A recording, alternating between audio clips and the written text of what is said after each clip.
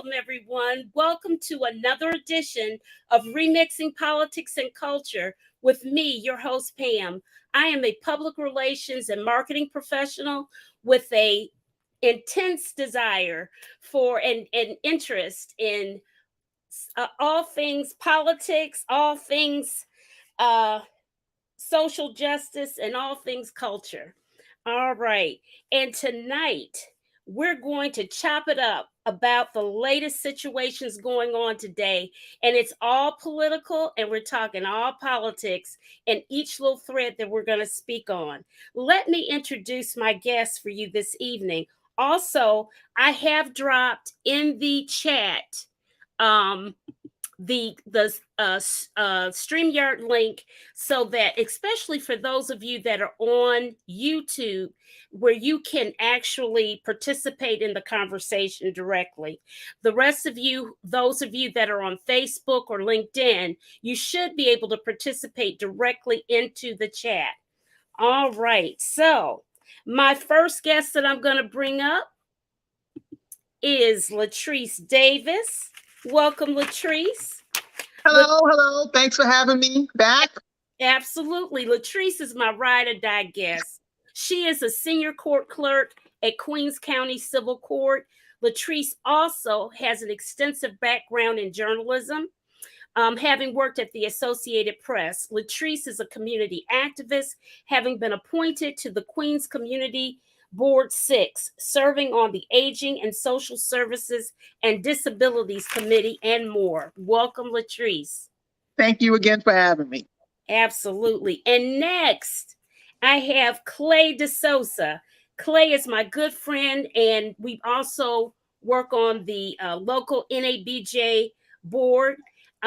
He is the president of DeSouza Strategies. Clay is a diehard politico who has worked on numerous political campaigns. He called me just earlier today to see if I was going to be at a political fundraiser.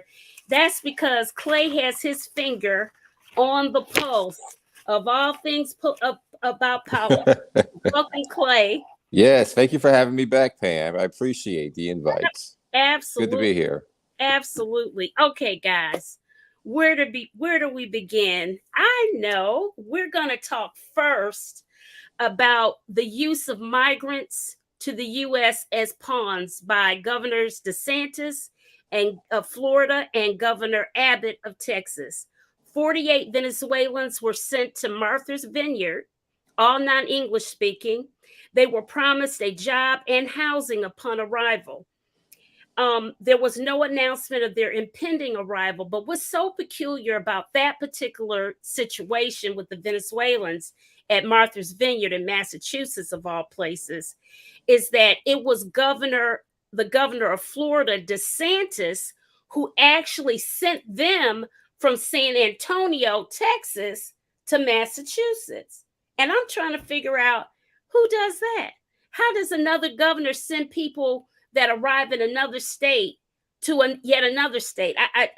I'm so confused. And well, the short answer is they're in cahoots. That's the short answer. Yeah, that's the short answer. And they both have zero morals, zero ethics, zero anything. Just this evening, Latrice, in your native New York, there were 9 busloads of migrants seeking asylum. That is correct. Yeah, 9 of them. And they came from Texas, primarily from El Paso. And they're saying that they just can't keep up. They can't keep up with everybody. So, Clay, political strategist, listen, he's laughing. The Republicans think that these pawn games are going to bode them well in the midterm elections. What do you think?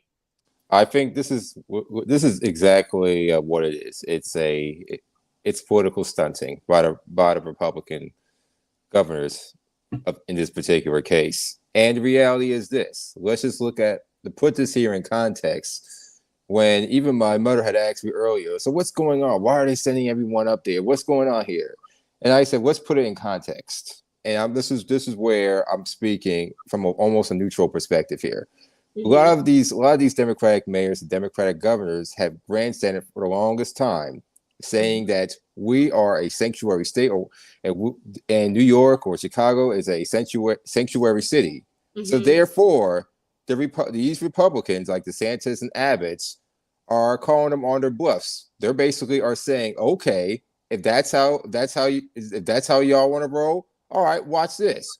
We'll send them over to y'all in a bus plane, however, and see how you react then. So this is certainly to obviously drive out the vote from Mm-hmm. their base, and it's to drive turnout because they clearly don't have any other message to play off of right now. I Right. mean, if They you have look at it, to, it looked like for the longest time that Republicans were going to take the House and the Senate, and now those chances are dwindling by the week. If you look at recent polling, obviously, we could really break this down by each particular Senate race. I'll use North Carolina, our home state right now, Pam. In this case, it looks like Sherry Beasley is widening the gap between her and Ted Budd. And you look at the Texas gubernatorial race, mm-hmm. Beto O'Rourke is inching in closer and is closing in on Abbott's lead.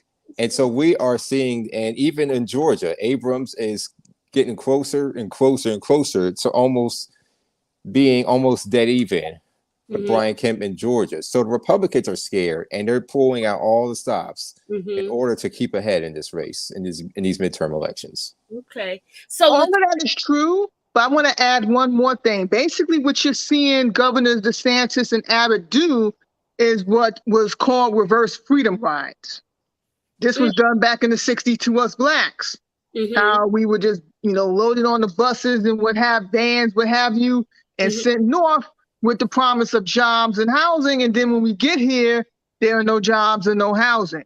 And Mm-hmm. so now we're basically, I don't want to say wards of the state, but that's what you're also seeing play out in New York and Martha's Vineyard.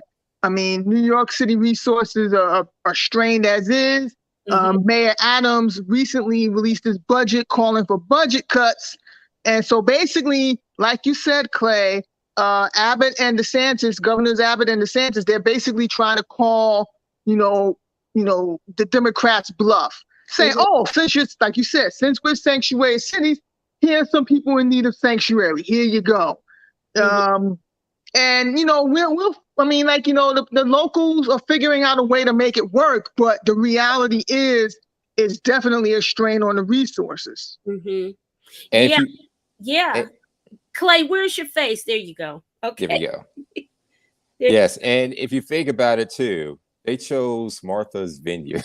I know. Not Boston, Martha's Vineyard, because and I was just telling a friend this about how Martha's Vineyard is, as much as a homogenous, we kind of are affiliated with being an all white beach, with the Kennedys, Hyannisport, and all that, but it's actually in recent times has become an upper crust black summer haven. Yeah. We have there's Black August there every month. So the fact that Republicans are sending migrants over to Martha's Vineyard, they're sending it to a very wealthy and privileged area, just to keep the Northeast coastal liberals honest. That's what this is all about. That's why they chose Martha's Vineyard. Mm-hmm. Yeah, I was rather shocked when I saw that because to get to Martha's Vineyard, it ain't easy. So No, it's not. they had to do a lot of flipping and tripping to get people there. The fortunate thing, though, the one woman who acted as a spokesperson for at Martha's Vineyard, she had a church. They quickly did formulate together to get people processed so they can go to hospitals and what have you. Because listen, we're still in the age of COVID. Some people had newborn children. You don't know what diseases, illnesses that people already have, right? You just don't know. You have no idea, So, anyways, just another note. Governor Abbott says that he has sent 8,000 migrants to DC alone since he announced his busing program this spring. 8,000. Listen, so I'm going to ask you this. I thought this was a Christian nation. You know, uh, right to life, guided by these Christian principles. So surely, if you have those beliefs, Governor Abbott and Governor DeSantis, wouldn't you coordinate the safety of those hundreds and thousands of people that you're shipping across country with newborns across state lines? If you're No, right to, No, you and got to, I'm gonna no. tell you why. Not to cut you off, Pam, but I'm gonna tell you why. yeah, Because those men and others and those that follow them, they're not about Christianity. They're about power. That's all this is power. They mhm, want power at any and all costs. mhm. Um, as you know, both governors are up for re-election, Yes. and they want to maintain their grip on their power. That's all this is. Hmm. If we can't get rid of Abbott, I don't know what's. We got to get him out of there. I cannot. I just detest DeSantis because he looks like he's got horns growing out of his head. If you ask, really and truly. My oldest brother calls him the Satan. I clown my oldest brother a lot because he lives in Florida, so I always tell him, yo, what's up with your governor? And his response is always the same. I didn't vote for him. I was like, well, he's still your governor, Like, so I clown him about it all the time. But yeah, unfortunately, what DeSantis is doing is no laughing matter. Right. It isn't. It isn't. Clay, what do you think? What do you think should be Beto's any special strategy that who's running against DeSantis in Florida? I can't even think. Congressman Charlie Crist. Charlie Yeah, Crist. Yeah. Chris, what should Chris and Beto do to counter what DeSantis and Abbott are doing? Just something off the top of your head. Nothing that they'd have to pay money to get that information for. You answered that question. These white Democratic strategists need to get these campaigns, the DNC, let me call them out. Mm-hmm. They don't cut me a check, so hey, I can say what I want to say. But and this is all true, and this is what Rowan Martin says all the time, and I'm going to echo this right now. I know we need to have Black consultants on board these campaigns, and not just consultants. We need to pay in for Black media.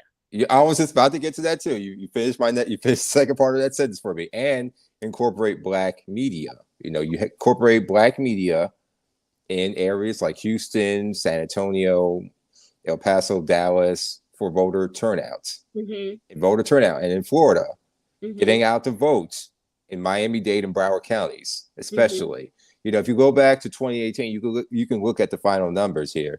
Andrew Gillum would have been governor right now had there been enough voter turnout at the end of the day in Miami-Dade County. Yeah, because he lost by a little bit, really. Yeah, it was a close election. Very close. Yeah. And my brother voted for him too. Like, he was really unhappy about how that went down. But yeah, it was a close election. Mm-hmm. Yeah. Yeah. But we have got to be our own best friends about doing what is best for us when we get these opportunities. And generally, in the midterm, I'm gonna be honest, this midterm, I feel there's a lot of impetus and a lot of focus on the election than I've ever seen in a midterm before. Because there's so much at stake. Yeah, I mean, stake. We're talking about southern states, like I had mentioned to you earlier, Mississippi. Oh, God. For years, there's this been prevailing stereotype about Black women being welfare queens, and lo and behold, the biggest welfare queen of all is a white guy, namely Brett Favre. Okay, don't get me started on this whole welfare. But we need that needs to be addressed because what I found galling was that the former governor Phil Bryant knew about what he was doing. He co-signed this. Took the money out of the welfare budget. Who does that? Right. I mean, here's the thing. Governor Bryant, or former Governor Bryant, he of all people should know that when you mess with public money, you're accountable to the public.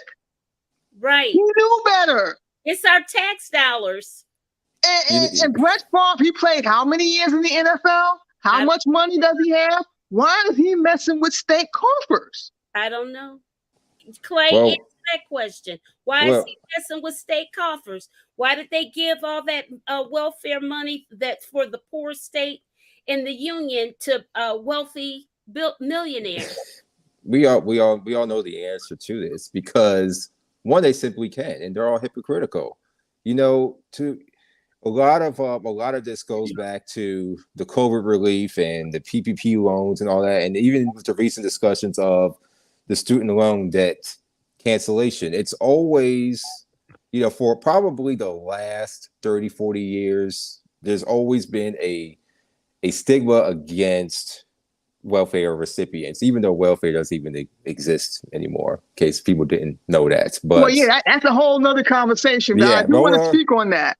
well, yeah, but just to get to that, there's always, even now, there's always pointing a finger at those who actually receive it, or who are those who are in need of it. You still have people out there on the streets talking about how everything's all messed up, inflation's high, because people were getting extra $600 from unemployment benefits. But yet these same people are absolutely quiet when it comes to these subject matters, like all the Republicans who got their PPP loans forgiven, or in the case of Brett Favre or the former Mississippi governor in this case.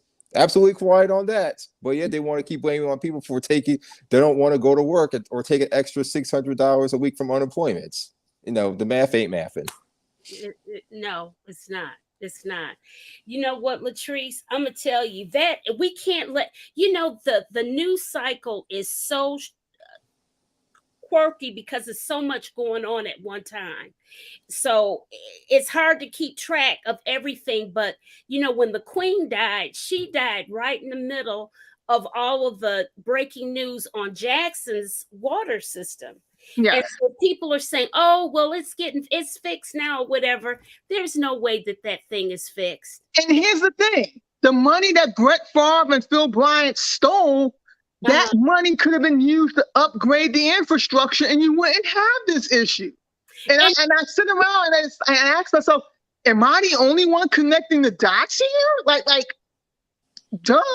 You're not the only one. People are connecting the dots, but are we going to hold people accountable? Since when is your the state capital of your state not looked upon as to being your shiny star of your whole state?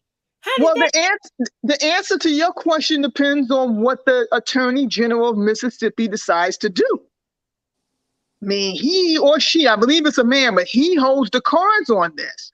Because again, Brett Favre's not destitute. No.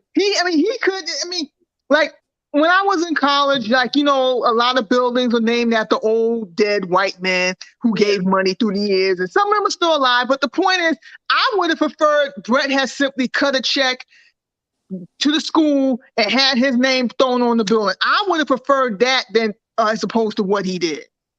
Yeah, I don't know how they're going to get out of that one.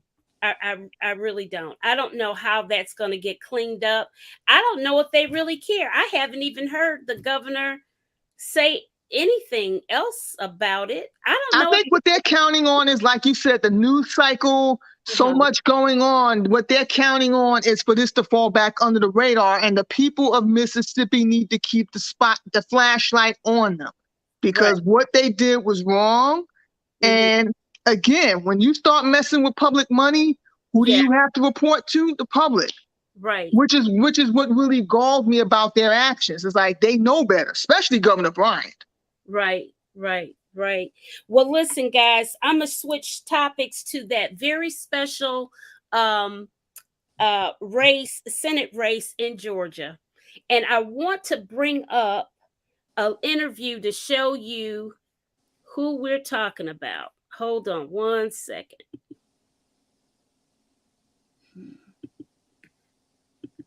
Okay.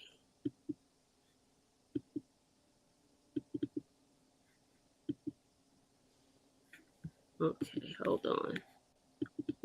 All right. Issues this week. What are some of the things that are kind of on top of your mind when you're thinking of women's issues? Well, I love them to address that since they're women, so they can do it a little better than I can. But I think, there's no doubt crime is very, very important. And this economy is tough because they got to buy groceries. I think all the inflation, the gas prices, the grocery prices. I'm not even trying to figure out what he means yet. I'm literally, what are you saying? Let's start from the beginning. Well, I love them to address that since they're women, so they do it better than I can. But so I think he said, I would love them for the woman and I said that they better better than I can. Let me make sure that's what he said. Well, I love them to address that since they're women, so they can do it better than I can. Yes, I love them would address that for this better woman to best than I can. Let's continue. I think, there's no doubt crime is very, very important. Crime is very, very important. I don't know why that's a woman's issue, but. And this economy is tough because they got to buy groceries. This economy is tough. They got to buy grocery. Singular. They've got to buy a singular grocery. They got to go to a grocery store and buy a grocery. I think all the inflation, the gas prices, the grocery prices. As of today, Herschel Walker holds a 2-point lead over Raphael Warnock in a tight Senate race. The man who said, "I would be a woman by grocery," is winning. Hello, Your Honor. Hello. This is a case of Weatherspoon versus Ferguson. Thank you, Jerome. Good day, everyone. Mr. Weatherspoon, you have brought your ex to court because you claim she is... Okay. All right, I'm back. Oh, boy. So, guys, I didn't understand a word he said. The guy who even posted his interview didn't understand a word he said. I understand that they've received a ton of outside money for this race for Herschel Walker. So for Herschel Walker just to be a marionette, so somebody just pulls the strings and tells him what to say and what to do? Oh, of course. I mean, that's why you need to get big money out of politics, because basically a lot of these politicians are puppets, for better or worse. Yeah. I mean, I wonder how many people are aware of how powerful the non-state actors are, whether it's the Koch brothers. Well, one of them has since passed away, but people like the Koch brothers or Robert Mercer with Cambridge Analytica, like, are they aware of how much money and power these guys hold, even though they're not elected officials? Because you're right. I mean, I listened to Herschel, and he's not fit for office. But again, I'm not a Georgia resident, so I can't turn out the vote on election day in Georgia. Like, the people of Georgia need to pay attention, do their homework, and then vote from there. But, the shenanigans that's going on in Georgia are pretty much across the board, unfortunately. Yeah. Yeah. Clay, what do you think? Well, I'm certainly working with the Georgia races down there presently at the moment. But so I would just say it's all going to come down to turnout at the end of the day. I'm not one to say get big money out of politics. I'm all for saying, hey, I'm all for the Democrats saying fight fire with fire. Stop announcing you're going to run clean campaigns. That's bull crap. It ain't no such thing as a clean campaign. Let's just kill that. Let's just kill that notion. Fight fire with fire. Get your big donors out there and play the same game. But trying to play this clean game, clean money game, please get outside money too. That's how I feel. In that case, I'll rephrase. If you're going to have big money, it needs to be transparent. Oh yeah, of course, absolutely. It needs to be transparent. Because of election. Get dark money out of politics, I should say. Get dark money out of politics. For sure, for certain. Dwayne Reed says, I thought Trump was stupid. Herschel makes Trump look like a Rhodes Scholar. Yeah, exactly. Dwayne. I mean, I'm not surprised at all that Herschel Walker's doing well and everything like that. I mean, you're not surprised? No, not the slightest. I'm not surprised. Well, listen. So I'm interested in hearing why, Clay. Why are you not surprised? Because this is the same. Because these are the same voters that put that put Donald Trump in office. Do you really think that? You really think that you really think that anybody who appears dumb can't hold office in any capacity these days? Absolutely, absolutely, they sure can. And the Georgia voters, the conservative voters in Georgia, absolutely love him. Well, And, yeah, you know, your point is well they love taken. I him. mean, look at Marjorie Taylor Greene. I mean, like, so you're not wrong. Oh no, not at all. They'll put anybody up there who fulfills their interests, on guns, abortion, taxes, or any other crazy issue that they can pull out of their behind. That is, they don't care about the candidates.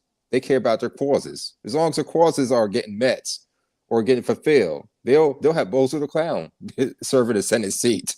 But you know what's interesting? I remember when Trump was in office, and I, in my idealistic ways, thought, okay, people are going to see that this man is no good for the country. They're going to see that all of this, and they're going to do the 25th Amendment, and we're going to reverse course. And I was so stunned to see people doubling down. Even now, it looks like he's going to work his way out of the mess that he's in. And let me say, frightening to me. It is absolutely frightening to me. And before, well, you're not alone in your naivete, Pam. I mean, like, you know, the one thing, in fact, the only thing Trump and I have in common is that we're both from New York. He was born and raised in Queens. I now live in Queens. But when he ran for president, like a lot of people, I thought, man, there's no way he's going to be the last man standing. He has no vision. He has no plan. He's not fit for office. I didn't take him seriously until it was too late.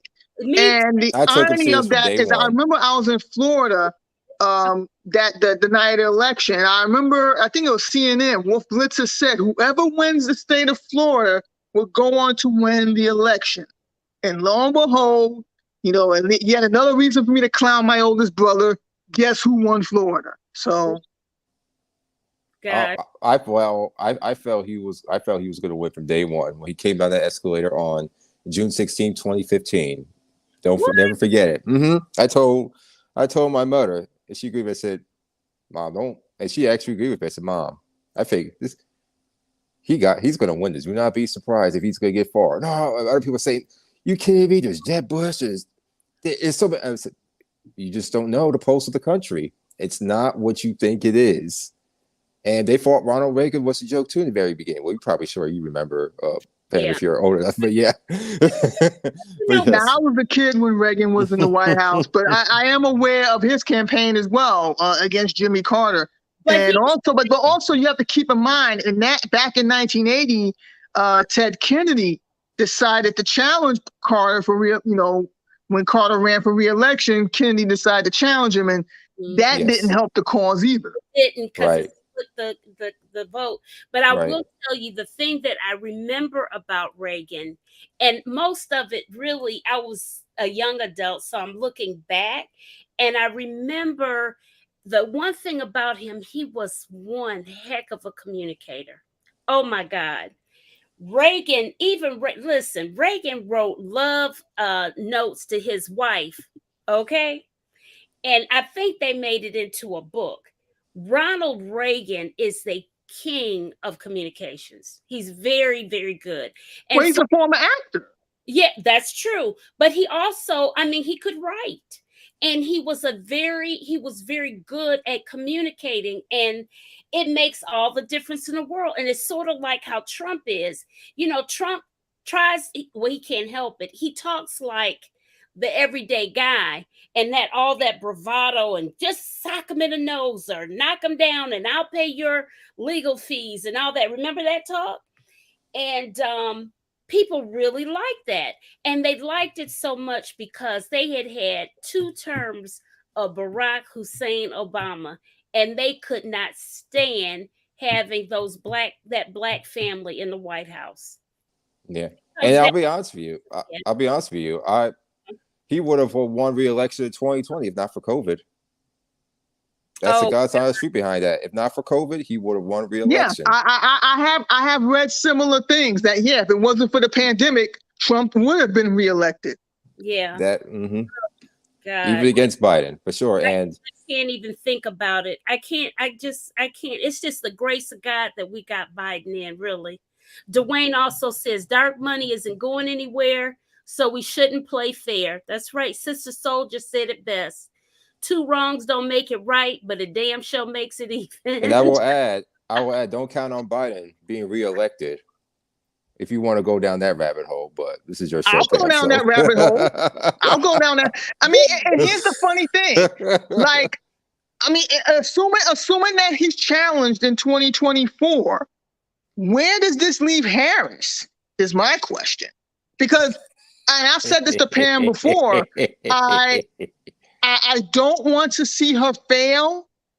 But if something were to happen to Biden tonight, like let's say, God forbid, tonight he was assassinated or had a heart attack or went down or COVID took him out, do I think she's ready to lead?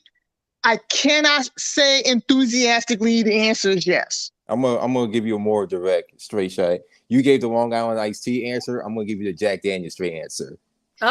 She's been terrible as vice president. I've kind of lost respect for her, and I was a big fan, but not anymore. I'm waving a white flag. Okay. Stop it. Listen, y'all. Listen. No, but I appreciate Clay being honest. And like I said, I don't want to see her fail, but do I think she's ready to lead? I can't say yes. I would be lying if I said yes. White flag. I'm gonna call y'all out on something now. Okay. Go ahead, sure. Call y'all out on something. Okay. Since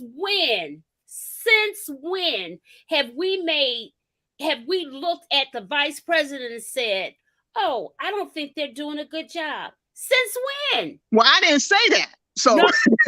I did.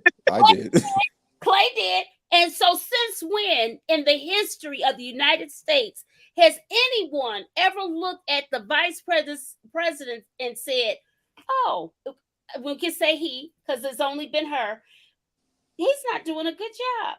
We haven't done that. Oh, we have. We got a black woman. Who? You gonna say Dan Quayle? No, well, I could, but I would say, I ain't gonna compare her to Quayle. I ain't gonna go that low. Like I ain't gonna go that low. I'll even provide a recent example. Cheney. That's when we started judging vice presidents. Yeah, but Cheney was the pseudo de facto president. We can't count him. I'm not disagreeing with that, but I would say that Biden was probably performatively the best vice president we've had in modern times. I would say he was probably a better vice president. I think he worked better. I think he and Obama were great partners because Obama was relatively new to the Senate, whereas Biden had been there forever. So there was like a balance of sorts. And I do think Biden's a good guy at heart. Oh, yeah. I do think he's a good guy at heart, but I think he's also stuck in the past in some ways, like in terms of doing gentlemen's deals. And it's like, no, McConnell's not a gentleman. Right. You got these people you're going up against, they're not gentlemen, they're dirty. I think he knows that, and so hence that's why we've been hearing a different tone from him. I really do. But what I'm trying to figure out is what took him so long. Like we black women or we the black community, we saw this from the get-go. We've been sounding the alarm for years. I'll wait for my turn.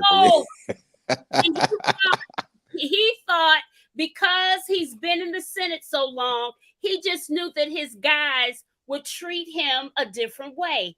But he didn't know. And he didn't get the memo. And now that he got the memo, he's been talking, he's been talking up. Dwayne Reese says Cheney was Bush's brain. Well, no, that's true, because I'll never forget this. It was either Saturday Night Live or Mad TV. It was a skit from years ago. And they were staging a press conference. You had an actor playing Bush, an actor playing Cheney, and an actress playing the reporter. So she stands up and goes, "Mr. President," and she asks her question. And there's this long pause. And then the guy playing Cheney leans over and goes, George, she's talking to you. Like, Yeah. the point being that Bush is so stupid, he didn't realize he was the president. Yeah. And Bush is painting. He's making paintings and stuff Oh, now. he got good paintings and stuff. Yeah, he does. Into his zen. I think that Bush W just really went for the presidency because it was a family thing. You know, I really do.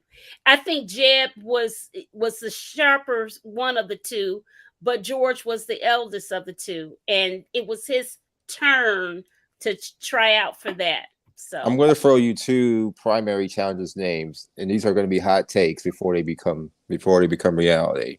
And you okay. can even mark this on your show. What's today's date? September 18th, 8:35. Yeah. Okay, here are your primary challengers that you're not going to sleep on. One, and before you're going to laugh, so just get your giggles ready. Okay. Gavin Newsom won. Okay. Distant second, AOC. I'm going to give you reasons why after you get the giggles out the way. Okay.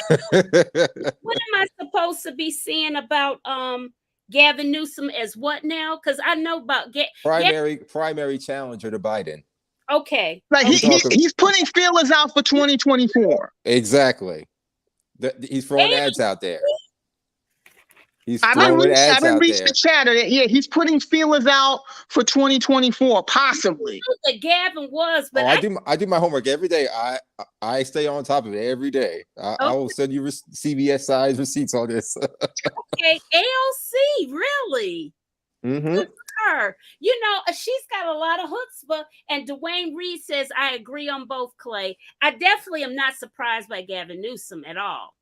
Not at all. Yeah, I do. Here's the thing. I agree with you on Newsom, not so much AOC. I'm not saying she's going to win. I'm saying she's going to challenge. I know. But what I think she's going to do, I think she's going to challenge Gillibrand for her Senate seat in New York come 2024. I see that happening before her aiming for the White House. I could be wrong, but I see AOC trying to run for the Senate before going for the White House, because there was chatter about her trying to primary Schumer, and I was shooting that down on Twitter. It's like, you know, AOC may be many things, but she's not stupid. Going after Schumer would amount to career suicide. Yeah. I mean, well, in a weird way, she's almost primed to go after Biden. Why? Look at every interview she gives regarding Biden. Never gives a direct answer. Hardly ever praises him. And she gave the famous answer when someone's considering, well, president is something that I aspire. There's something that I would like to show little girls that they can do. She's never completely said no to the idea. Okay. I read these things very well. Okay. Mm-hmm. I hadn't paid attention to her, to tell you the truth. I know that Journal NABJ star Wesley Lowry, guys, has a big piece on her, and I can't remember what magazine it's in. It's got a big old photo spread and everything, and I had just seen it on Twitter, but I haven't said anything. Okay. Dwayne says AOC is the Hispanic female version of Obama. I won't go that far, but okay. I mean, if he was for 5 reasons, okay, but I don't know about that. Yeah, I don't know about that. I'm gonna have to respectfully disagree. I don't dislike her, but I don't know if you could compare her to Obama. Yeah. Let's not even go there. I'm like, she's not quite there yet. Yeah. You know what? Obama paid his dues. He was a state legislator. He was a senator. He paid his dues. AOC's not quite there yet. And also, I mean, you have to look at her legislative record. Like, what bills has she gotten signed in comparison to, say, Congresswoman Lauren Underwood of Ohio? Like, it's one thing to be in front of the cameras and you know whatnot, but you still got to do the work. Now, she's not my congresswoman, so I can't say whether or not she's doing a good job. She's not my congresswoman, but I am familiar with her because Corona is to the north of where I'm at. So, and she does represent that area. Mm-hmm. Yeah, I originate my family from Queens, New York as well. So I turn on the accent when I need to. I'm just coming back from New York this past week and a half for work, but all that. But yes, I definitely know the New York political scene very well, and I definitely do feel AOC will go after Biden, and no one's going to see it coming. And she doesn't have to be moderate. I mean, look what's going on the other side. Republicans ain't trying to be moderate. Republicans are just being themselves. No, so that's right. You just got to be So I yourself. have a question for you, Clay. Assuming that AOC does indeed run for the White House in 2024, who do you see as her running mate? Well, I don't think she'll get that far, but hypothetically, Bernie Sanders. Oh God, Lord have mercy. I'm not just giving out. Right, I'm giving real thought out. Real I don't have a white yeah. flag. I have a white tissue like that. I cannot co-sign that, Clay. She's gonna have to. Well, yeah, I don't even think she's not gonna get to the nomination. But if she did, I could see her doing that. You know what I want to see happen in 2024? I like that Biden is saying, yeah, I'm going to run again, but I'm hoping that in the backdoor conversations, something else is going on, and we'll get a strong candidate to run instead of him, and he doesn't run. Yeah, I don't want him running. I don't want to see any splitting, arguing. Well, we're gonna have splitting. There's gonna be a split. I don't want us to do that because, see, that's what the Republicans are counting on. They're counting. They're gonna have a split too. They're gonna have a split. They can have a split. They're going to have a split. Well, here's the thing. Like you talk about split, Clay. It's funny. It's funny you mention that because when you look at, say, Liz Cheney or Adam Kinzinger, like, even though they've split from the cult of Trump, they're still Republicans at the end of the day. What they don't like about Trump is that he says the quiet parts out loud. That's the element that of Trump that turns them off. But other than that, they've supported his policies most of the time when he was in the White House. They think just like him. Again, they just don't like the fact that he says the quiet parts out loud. Now, and I can see Cheney going for the White House in 2024. It's going to be a dog fight of a primary season. I'm just telling y'all think it's crazy now. Wait till we get to the wait till the new year comes in. It's going to be a long election cycle. I am warning y'all now. Buckle up, brace yourself. It's going to be a dog.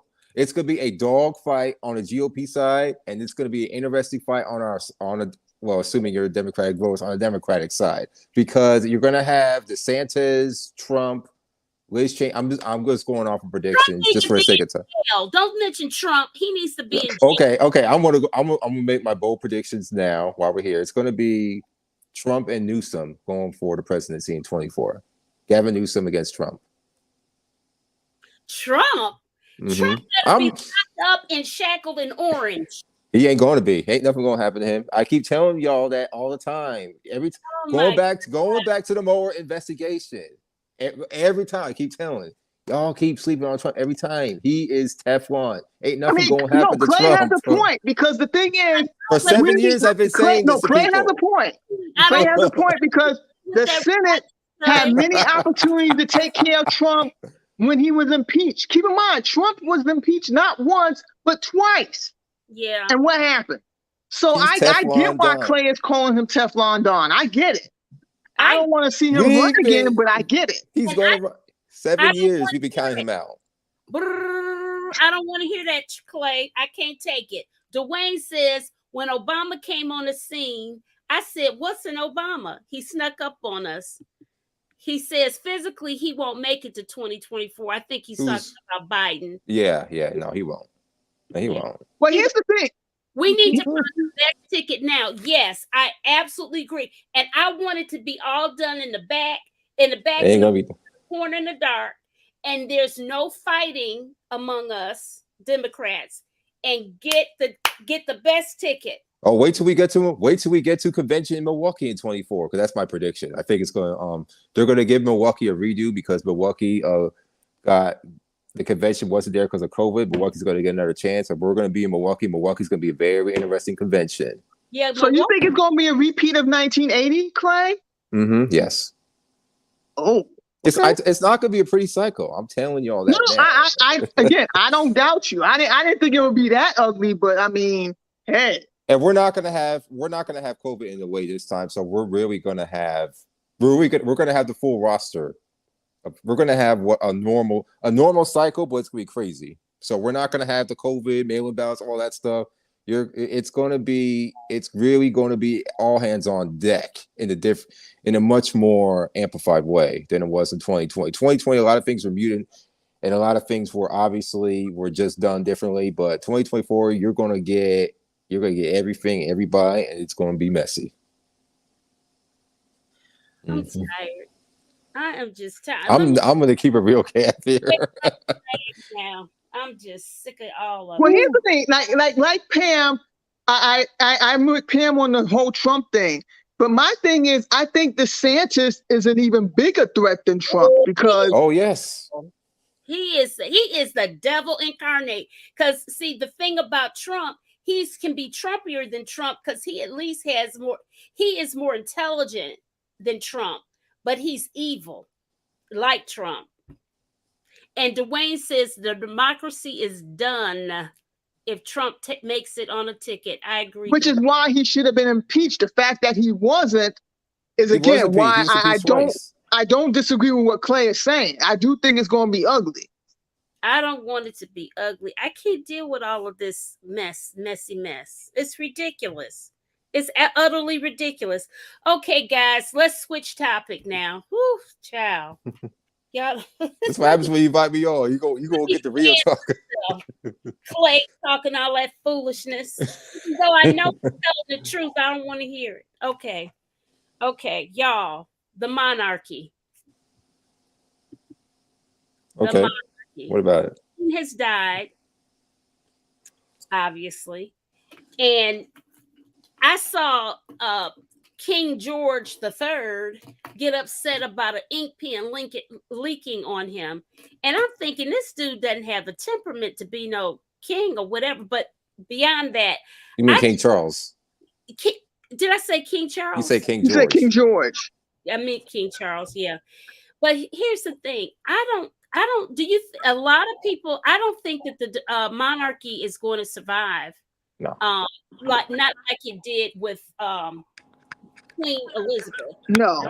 That Jamaica's pulling out. Jamaica told Will and Kate that they're pulling out, and a whole lot of other folks in the Commonwealth are saying we can do this on our own. The Aussies, the Australians have a whole campaign talking about, well, we can handle things now.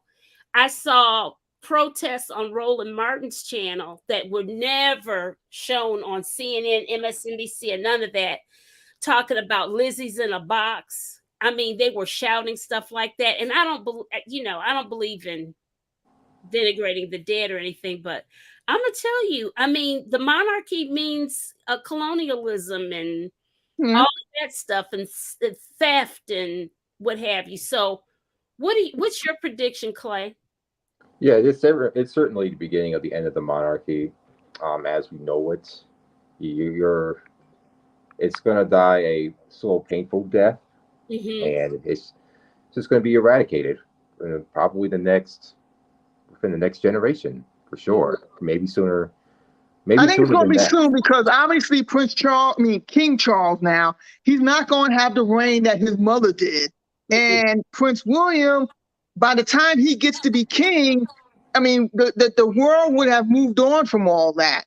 When I tweeted about this, and basically I compared Queen Elizabeth's passing to Margaret Thatcher.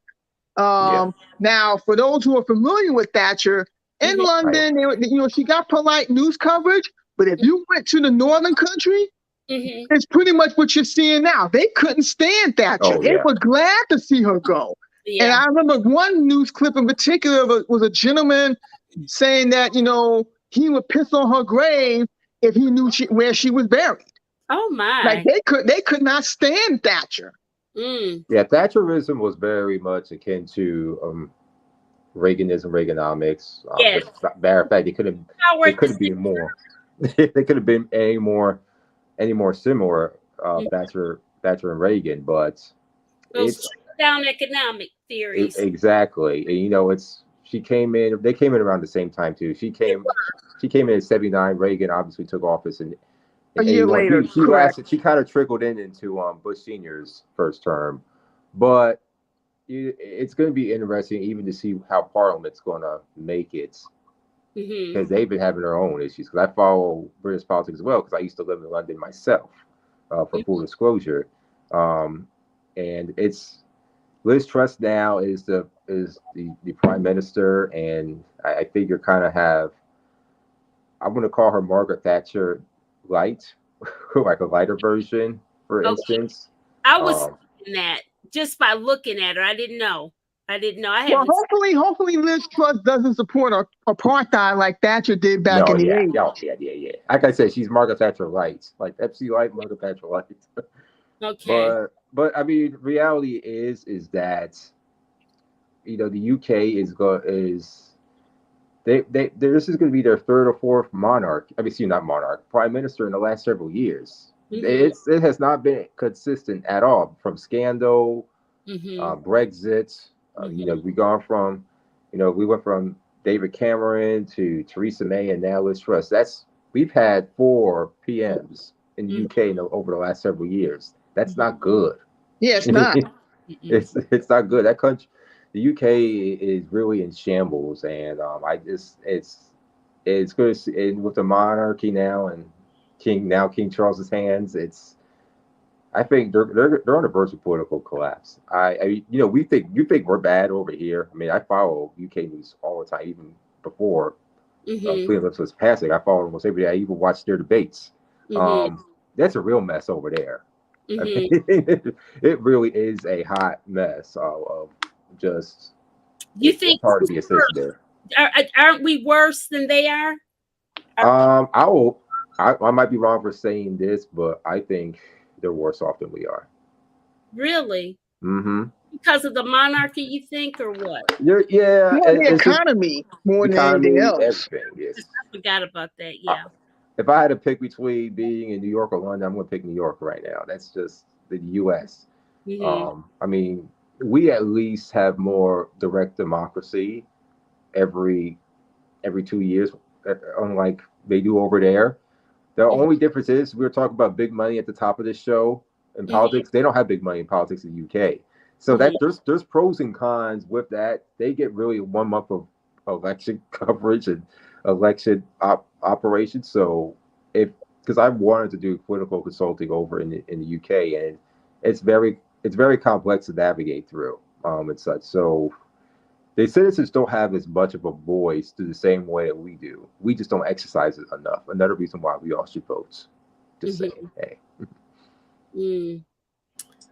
Well, it's interesting because they keep doing all these nasty stories, those tabloids about Meghan. Oh my God. Yeah. I've really been watching this evolution of the cycle of when she first came on board, and it looks like to me that the tabloids did more to cause contention in the family than they did, because they gossip and whisper and write such ugly things, and they did the same crap to Princess Diana. Well, see, here's the thing. I'm glad you mentioned Princess Diana, because when I look at Harry, and it's funny how this aspect of the story gets ignored a lot, but Harry has agency. Like with the whole Meghan thing, the way they're spinning it over there, that Meghan has Harry in her clutches, and he doesn't, and it's like, and she's doing this, that, and the other. It's like, well, Harry has agency. He has free will, and not only that, but I do remember an interview he did before he married Meghan, and in fact, I believe it was before he even met Meghan. He has gone on the record saying he did not want to be king. He has gone on the record saying he didn't want to be king. So I'm not surprised that he bailed. I'm just surprised it took him this long, but I'm not surprised at all that he bailed.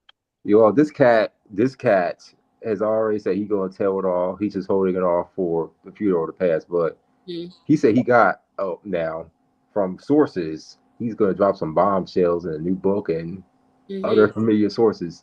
He don't seem to even care. I'm like, wow, I'm trying to avoid the soap opera part of the royal family.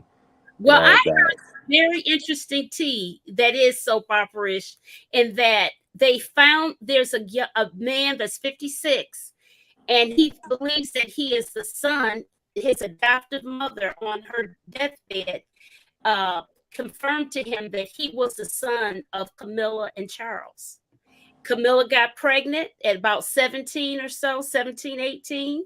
They sent her away just like they used to do back in the day here in the States.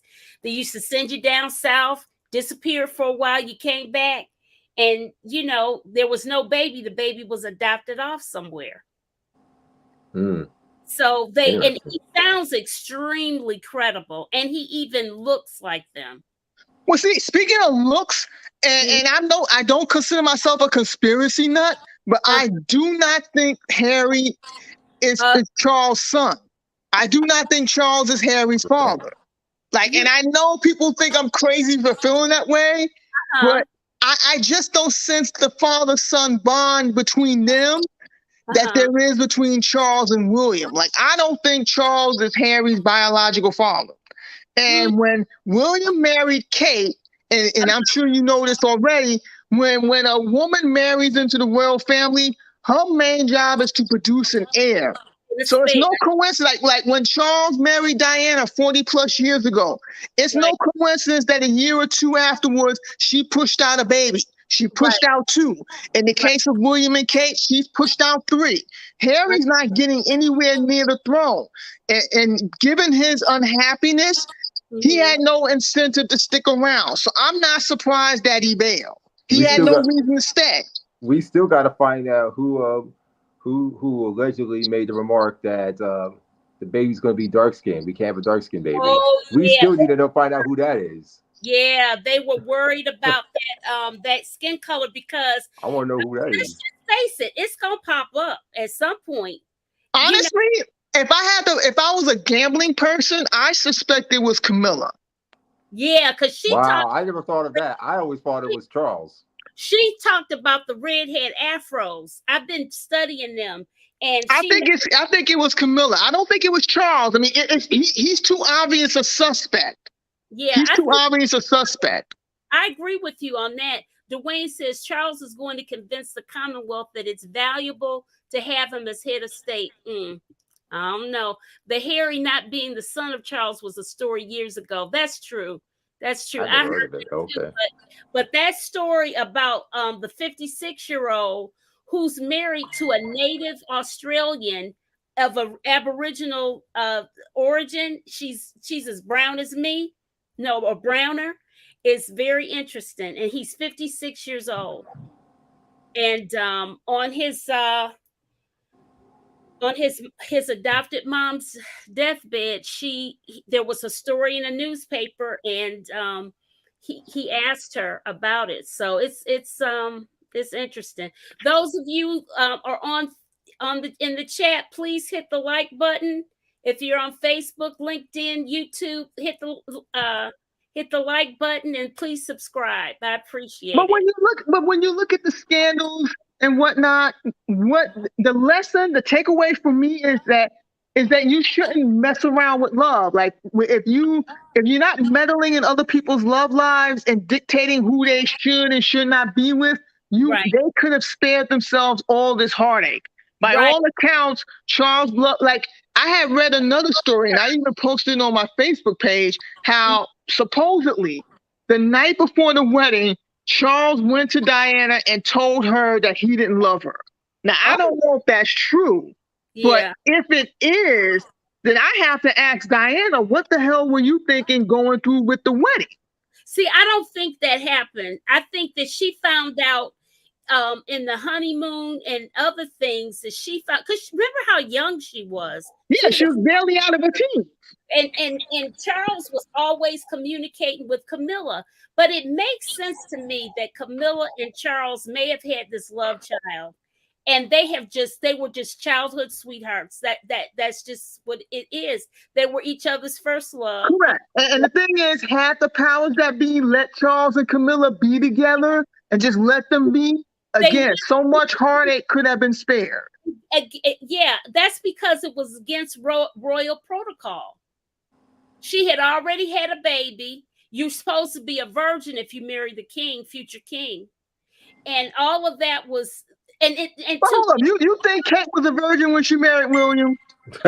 Oh no. Well, I mean, come on now. Let's keep it 100. She wasn't no virgin. But here's the thing. That was back, you know, there's a whole generation that passed between when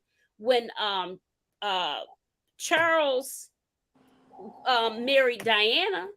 You know, I guess, you know, and then remember, she was called Waity Katie. She had been waiting on William for a long. They were together 8 years, child. Yeah, 8 years. Let's see. Oh, if the those skeletons would be dancing too. They wouldn't just fall out; they would be dancing. Because there's plenty of stories to be told.